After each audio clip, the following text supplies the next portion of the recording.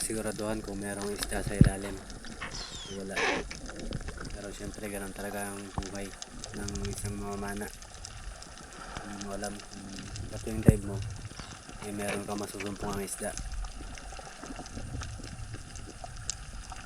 Medyo malabo ang visibility, kaya dahan-dahan na akong bumaba. Pagdating ko nga dito sa may crack, dahan-dahan lang hanggang sa napansin ko meron palang isang mangrove snapper.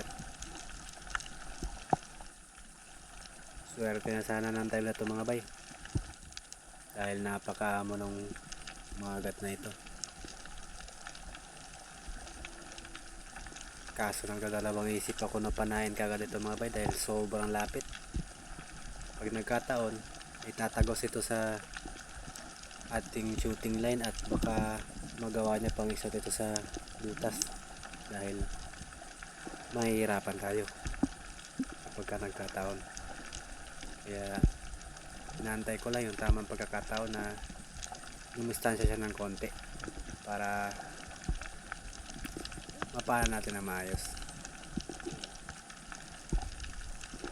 Kaya lang sa sobrang pag-aantay ko na tumistansya ay talagang tuluyan talagang lumayo.